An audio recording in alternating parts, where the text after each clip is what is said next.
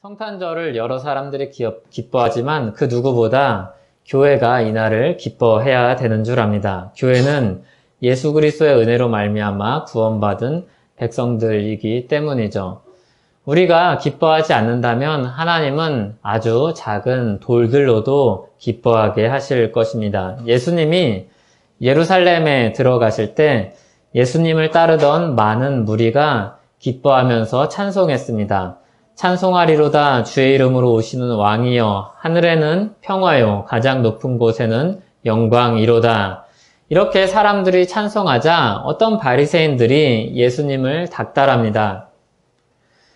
선생이여, 당신의 제자를 책망하소서, 이렇게 이야기합니다. 그때 예수님의 대답이 무엇인가 하면, 만일 이 사람들이 침묵하면 돌들이 소리 지르리라, 이렇게 말씀하십니다. 교회가 주님의 오심을 기억하며 찬송해야 합니다.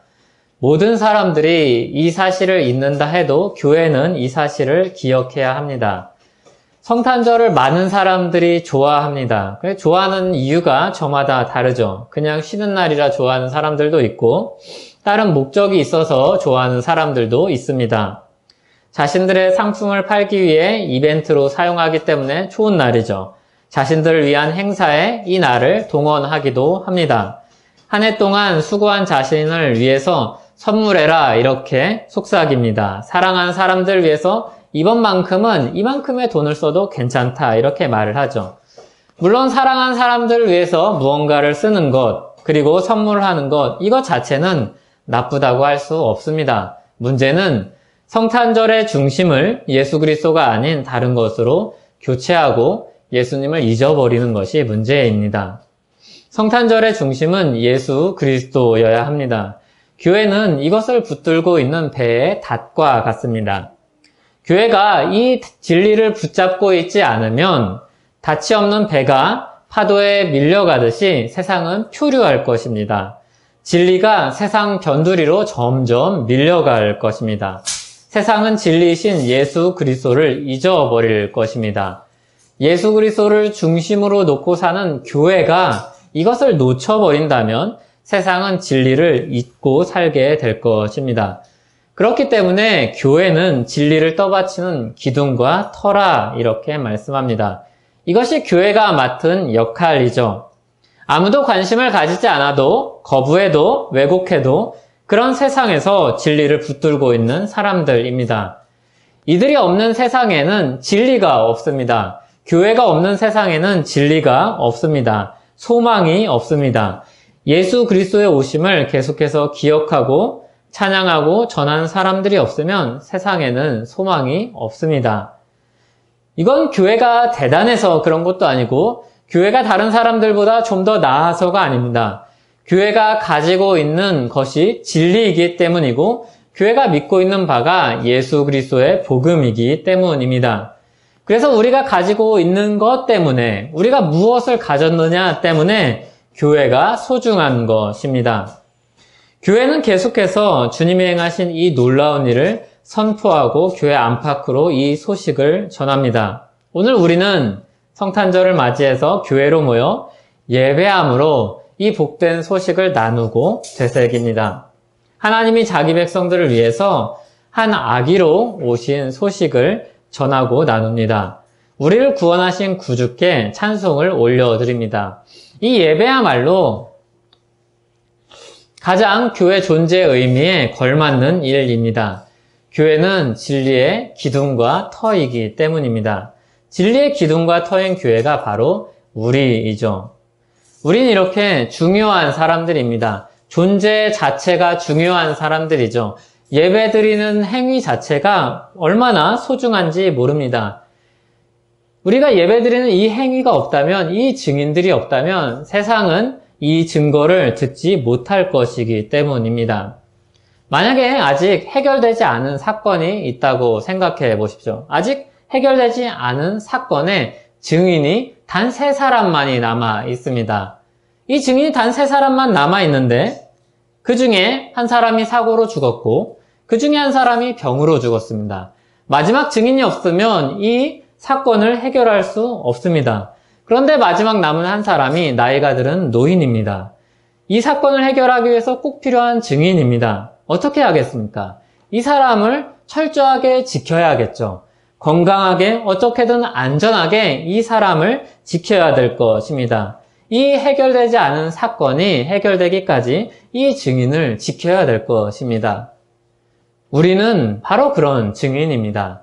세상에서 아직 이 복음의 소식을 들어야 되는 사람들이 있는데 교회가 존재하지 않는다면, 이 진리를 가지고 있는 교회가 존재하지 않는다면 이 세상에는 소망이 없는 것이죠. 소돔과 고모라에 10명의 의인들이 있었다면 멸망되지 않고 보존되었을 것입니다. 최소한의 가능성이 남아있기 때문입니다. 10명의 사람들을 통해서 아직 돌이킬 수 있는 가능성이 있기 때문이죠. 교회는 그런 사명을 가진 사람들입니다. 여러분들이 그런 사람들이죠. 우리가 가진 신앙이 그런 것입니다. 우리 수준이나 능력이나 조건으로 가치가 결정되지 않고 예수님을 믿는 그 믿음 때문에 우리 가치가 결정되는 사람들입니다. 우리 존재 가치가 우리가 가지고 있는 그 증거로 인하여서 결정되는 사람들입니다. 하나님이 세상을 보실 때 믿음을 가진 교회가 있으면 이 세상에 아직도 가능성이 있는 겁니다. 우리와 같은 믿음을 가진 사람이 없으면 희망이 없는 겁니다. 이렇게 믿음으로 사는 사람들, 교회, 우리가 바로 세상의 소망입니다. 이 사람들이 없으면 이 세상에는 더 이상 소망이 없는 것입니다.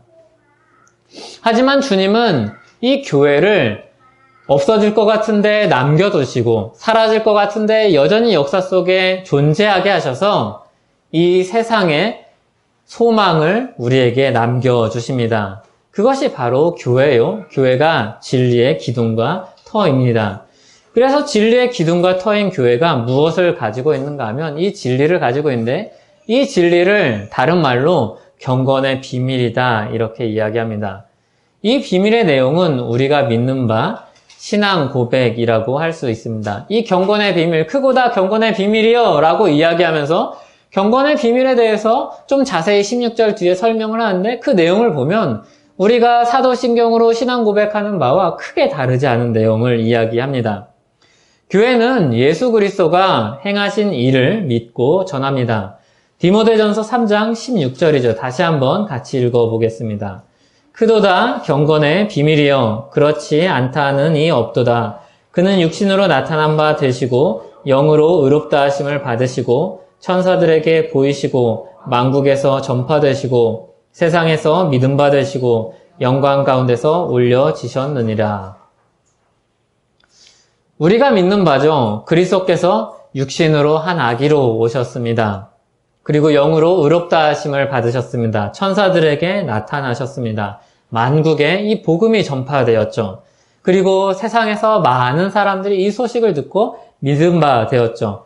주님은 영광 가운데 올림을 받았습니다. 올려주셨습니다. 이것이 경건의 비밀입니다. 예수 그리스도께서 이 땅에 오셔서 행하신 일이 경건의 비밀입니다. 이전에는 감춰져 있기 때문에 비밀입니다. 믿지 않는 사람들에겐 드러나지 않기 때문에 비밀입니다. 그런데 이게 예수 그리스도 안에서 드러났고 믿는 사람들 안에 드러났기 때문에 이것은 우리에게는 더 이상 비밀이 아니죠. 경건은 사람들이 흔히 생각할 만한 것과 좀 다릅니다. 꽤 다릅니다. 우리가 경건의 비밀이다 이렇게 이야기하면 경건 하면 나 중심적으로 생각할 때가 많습니다. 내가 경건 생활 해야지 하면 무슨 생각을 합니까?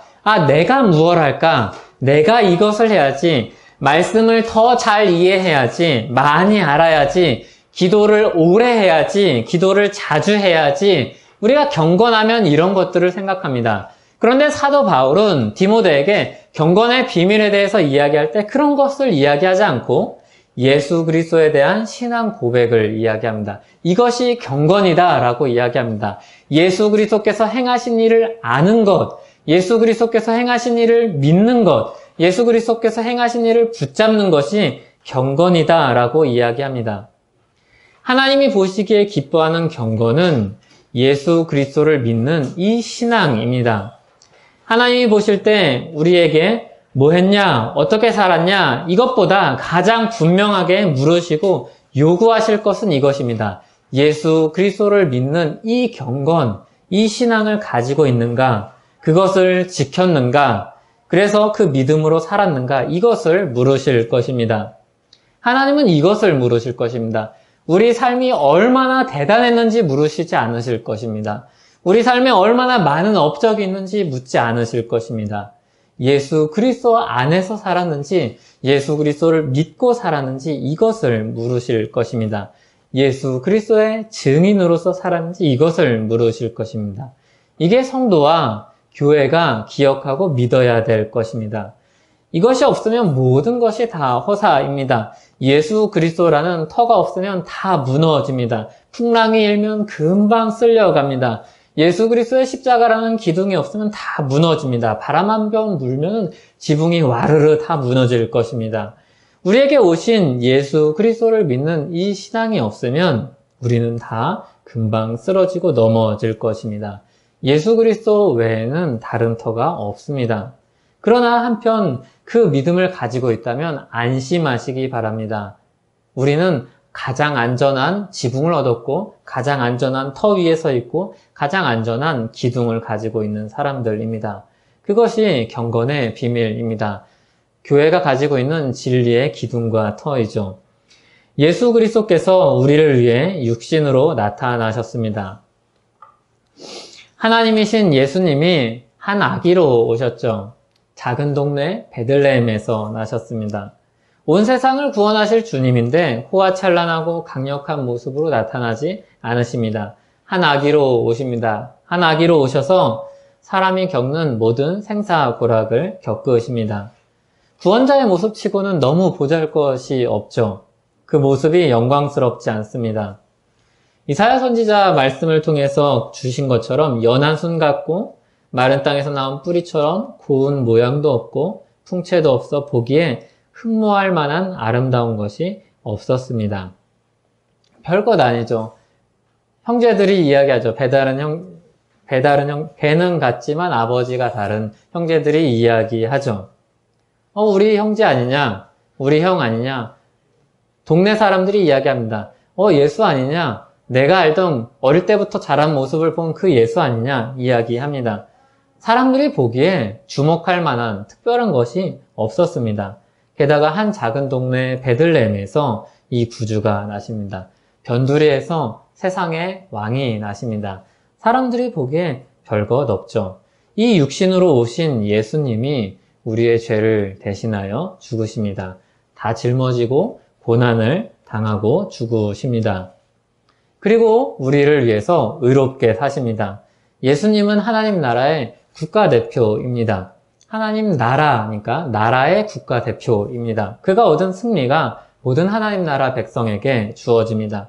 그 영광을 하나님 나라 백성이 모두 공유하죠. 우리가 국가대표로 나간 선수들을 목청 높여서 응원합니다. 그런데 생각해 보십시오. 이 국가대표를 우리가 열심히 응원한다고 우리 통장에 뭐 돈이라도 들어옵니까? 우리가 그것 때문에 뭐 얼굴이 더 예뻐지고 잘생겨집니까? 키가 커집니까? 뭐가 좋습니까? 그런데 우리 국가대표가 나가서 승리하면 그 승리가 내 승리가 되는 겁니다. 그래서 거기에 힘써 목이 쉬어라 그리고 온 힘을 다해서 그 사람들을 응원하는 겁니다. 그가 이기면 내가 이기는 겁니다. 그가 이기면 우리가 이기는 겁니다. 그가 승리하면 우리가 함께 기뻐합니다. 그가 우리의 대표이기 때문입니다. 예수님을 우리가 찬송하고 주목하여 보고 그가 행하신 일들을 기억하는 건 이와 같습니다. 첫 아담이 온 인류의 대표 자격으로 죄를 지었다면 가장 가치 있는 이 한 사람 예수님이 온 인류의 새로운 대표로 오셔서 행하신 일이 의로우신 일이기 때문입니다. 그 승리의 일을 우리는 같이 찬송하고 드높이는 것입니다. 그분이 우리에게 의를 주시기 위해서 의로운 한 사람으로 사셨습니다. 그리고 우리는 그 대표로 말미암아 우리도 그 의를 얻은 자로 역임을 받는 것이죠. 우리가 믿음으로 하나님 나라 백성 된 사람이라면 그 하나님 나라 백성의 대표이신 예수님을 어찌 그냥 가만히 지켜볼 수 있겠습니까? 그냥 뭐 잘하셨네, 대단하네, 성인이네 이렇게 그냥 이야기할 수 있겠습니까? 이것을 깊이 깨닫는 만큼, 이 사실이, 이 은혜가 마음속으로 밀려드는 만큼 우리는 월드컵 때 열렬함보다 더 뜨거운 열정으로 주님을 향해서 살게 됩니다. 그분의 승리가 나의 승리고 그분의 의로움이 나의 의로움이기 때문입니다. 마치 방주 안에 있는 사람들이 수영을 못해도 구원받는 것과 같죠. 우리는 수영을 못하지만 의로운 것이 없지만 믿는 자는 연약하고 부족하지만 예수 그리스도의 의로움으로 옷 입고 의롭다 인정을 받게 됩니다. 이 복음이 만국에 전파되어서 사람들이 믿습니다. 예수님은 영광 가운데 올려가셔서 그 하나님 보좌 우편에서 우리를 돌보고 그리고 다시 오실 날을 기다리고 계시죠. 주님이 다시 오시는 그날 하나님으로서 예수 그리스도는 모든 사람을 심판하실 것입니다. 그때 믿는 자는 정죄함을 받지 않고 승리를 얻을 것입니다. 의롭다함을 입을 것입니다. 한 아기로 오신 이 예수님을 믿는 모든 사람은 누구든지 형벌을 받지 않을 것입니다. 그러므로 이 경건의 비밀을 아는 자마다 찬송합니다. 크도다 찬송합니다. 죄로 인해서 소망이 없던 사람들이 이 예수님을 알고 믿으면 찬송합니다. 사람으로는 할 수 없는 일을 주님이 대신 이루셨기 때문에 찬송합니다. 우리는 얻을 수 없는 승리를 얻었기 때문에 찬송합니다. 국가대표 선수들이 승리하고 돌아올 때 공항에서부터 취재진들과 많은 사람들이 환영 인파가 몰려들어서 축하하고 환영하는 것처럼 주님이 행하신 일을 우리가 기억할 때마다 우리는 주님을 축하하고 환영하듯이 찬양하는 것입니다. 인류의 대표이신 예수님을 찬송하고 노래하는 겁니다. 에베소 사람들은 아데미라는 신을 섬기면서 크도다 아데미여 라고 2시간 동안 장장 2시간 동안 외친 사건이 있었습니다. 그런데 교회는 크도다 경건의 비밀이여 라고 외치면서 예수 그리스도를 찬양합니다. 영원히 예수 그리스도를 높이는 사람들입니다. 구원을 기다리는 구원자를 기다리는 성도들은 다들 그 날을 고대합니다. 구약의 성도들은 그날을 고대하면서 이렇게 성경에 그 고대하는 마음을 남겼습니다. 이사야 25장 9절을 한번 같이 읽어보겠습니다. 그날에 말하기를 이는 우리의 하나님이시라 우리가 그를 기다렸으니 그가 우리를 구원하시리로다. 이는 여호와시라 우리가 그를 기다렸으니 우리는 그의 구원을 기뻐하며 즐거워하리라 할 것이며. 그리고 누가복음 10장 24절에는 이렇게 말씀합니다. 같이 읽겠습니다. 내가 너희에게 말하노니 많은 선지자와 임금이 너희가 보는 바를 보고자 하였으되 보지 못하였으며 너희가 듣는 바를 듣고자 하였으되 듣지 못하였느니라. 구원자로 오신 이 메시아를 만난 성도들은 기쁨으로 벅차 올랐습니다. 구약의 성도들이 그렇게 고대하고 바랐던 이 실체를 본 성도들은, 신약의 성도들은 기쁨으로 벅차 올랐습니다. 세례 요한은 뱃속에서 아기 예수를 보면서 뛰었습니다. 마리아는 내 영혼이 주를 찬양하며 내 마음이 하나님 내 구주를 기뻐하였음이라 찬양했습니다.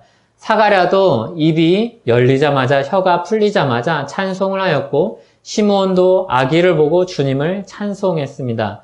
누가복음 1장에서 2장까지의 내용을 보면 예수님의 탄생 소식을 보고서 예수님이 탄생하신 이 역사를 보고서 주님을 계속해서 찬송하는 찬송의 릴레이입니다. 브라켈 목사님은 이렇게 이야기합니다. 와서 이들과 함께 기뻐하십시오. 여러분 언제나 마음에 무거운 짐만을 짊어지고 있을 것입니까? 한번 기뻐해보지 않으렵니까? 그리스도께서 성육신 하신 것보다 더 기쁜 일이 어디에 있겠습니까? 그러므로 주 안에서 항상 기뻐하십시오. 다시 말하노니 기뻐하십시오. 이렇게 브라켈 목사님이 이야기했습니다. 구약의 성도들이 그리스도를 정말로 만났다면, 그렇게 기대하는 주님을 만났다면 얼마나 기뻐했을까요? 그렇게 기대하는 실체를 만났다면 얼마나 기뻤을까요? 신약의 성도들이 주를 만나 기뻐하며 그를 위해 죽음도 불사하고 살았던 삶들을 기억하시나요? 영생을 주시기 위해서 오신 이 한 아기를 많은 사람들이 바라보고 기뻐합니다. 성령 하나님이 그 마음에 깨달음을 주시죠. 메시아를 알아볼 수 있는 눈을 주십니다. 그 마음 안에 메시아를 만난 사람마다, 이 증거를 들은 사람마다 기쁨의 강물이 넘쳐납니다. 우리는 경건의 중심을 나 자신에게 둘 때가 참 많이 있습니다. 나 자신에게 경건의 중심을 두면 우리는 기뻐할 수 없습니다. 내가 얼마나 경건한가? 내가 얼마나 많은 노력을 했나? 내가 쌓아온 신앙의 수고가 무엇인가? 주 앞에 이것들을 가지고 가면 아무런 유익이 없습니다. 우리 신앙에도 아무런 유익이 없습니다. 우리는 그냥 많이 받은 자로서 주님께 그냥 마땅히 할 바를 한 것뿐이죠. 경건의 중심을 하나님께 둘 때 양상은 전혀 달라집니다. 경건의 중심을 하나님께 두면 하나님이 누구신지, 하나님이 우리를 위해서 무엇을 행하셨는지를 계속해서 주목해서 보게 됩니다. 하나님이 행하신 일, 예수 그리스도의 삶과 죽음을 바라보게 됩니다. 그러면 우리는 늘 기뻐할 수 있는 근거를 가지게 되죠. 예수 그리스도를 통해서 행하신 일로 말미암아 내가 살았구나. 죄인으로는 이미 죽었구나. 의인으로 살게 된 새로운 생명을 얻었구나. 나는 이제 예수 그리스도의 죽으심과 부활하심에 속한 사람이 되었구나. 나는 이제 내 것이 아니구나. 이 사실을 알 때 우리는 참으로 기뻐할 수 있습니다. 경건의 중심을 나 자신에게 두면 우리가 잘할 때는 기뻐할 수 있을 것입니다. 그러나 못할 때는 우리는 슬퍼할 것입니다. 잘할 때가 많습니까? 못할 때가 많습니까? 아마 보통 못할 때가 많을 것입니다. 우리 기쁨이, 신앙이 우리의 어떠함에 따라서 오르락 내리락 하게 되는 것이죠.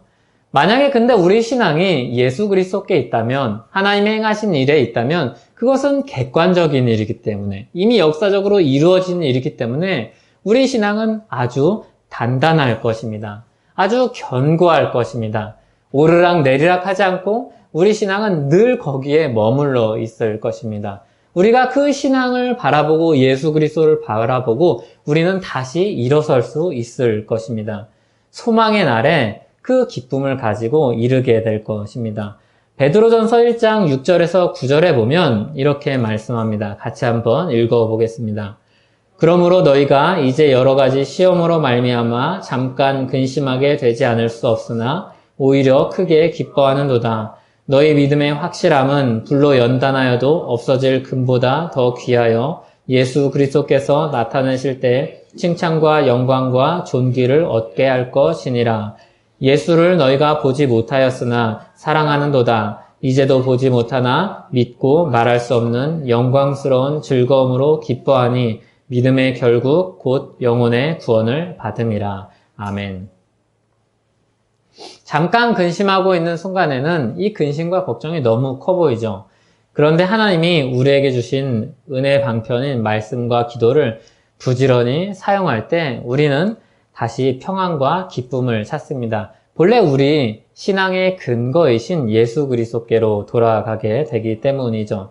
그래서 시편 기자는 이런 경험을 떠올리면서 이런 고백을 드립니다. 시편 119편 50절입니다. 같이 읽겠습니다.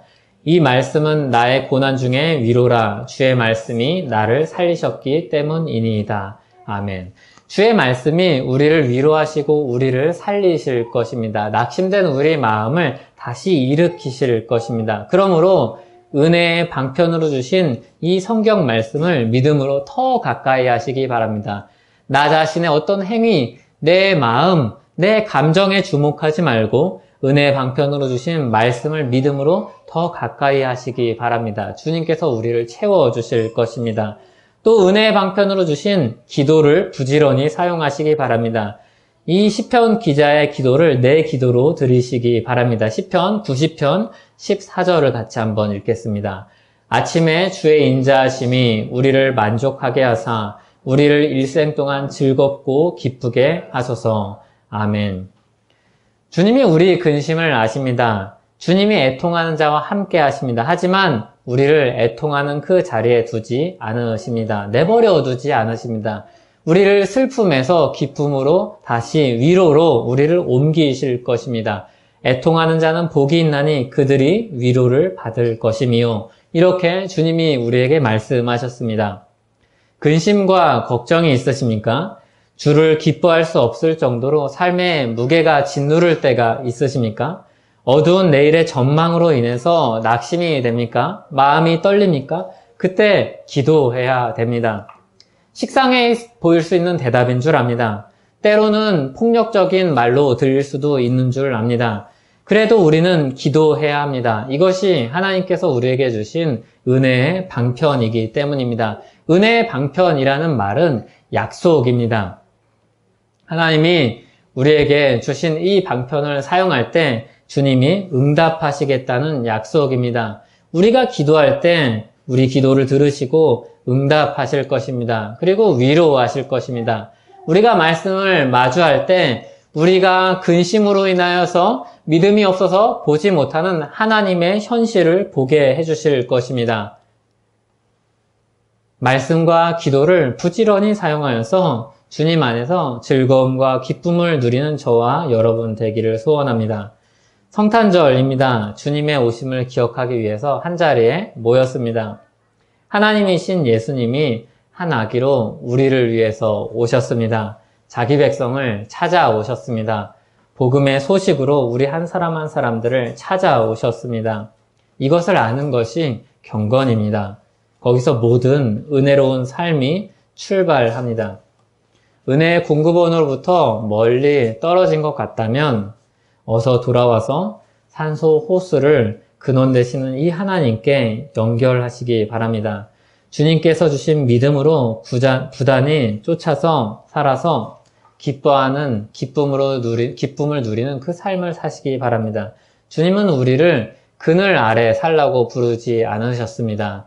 우리는 세상에서 성탄절 쉬는 날이라고 그리고 여러 가지 이유로 기뻐하는 사람들보다 더 기뻐할 수 있는 근거를 가진 사람들입니다. 그것이 교회입니다. 같이 기도하겠습니다. 하나님 아버지 감사합니다. 우린 주님의 교회입니다. 주님의 구원을 가진 사람들이죠. 진리를 알고 경건의 비밀을 깨달은 사람들입니다. 주님 성탄절에 주님 오심을 기억하는 이날에 주님을 찬양하고 높이고 또 우리가 가지고 있는 마음의 근심과 짐을 모두 주님 앞에 내려놓고 기쁨으로 주님께 나아가길 원합니다. 주님 우리의 마음을 바꾸어 주십시오. 우리 생각을 바꾸어 주십시오. 우리가 주 안에서 기뻐할 수 있도록 우리의 마음을 다스려 주십시오. 인도하여 주십시오. 예수님의 이름으로 기도하옵나이다. 아멘.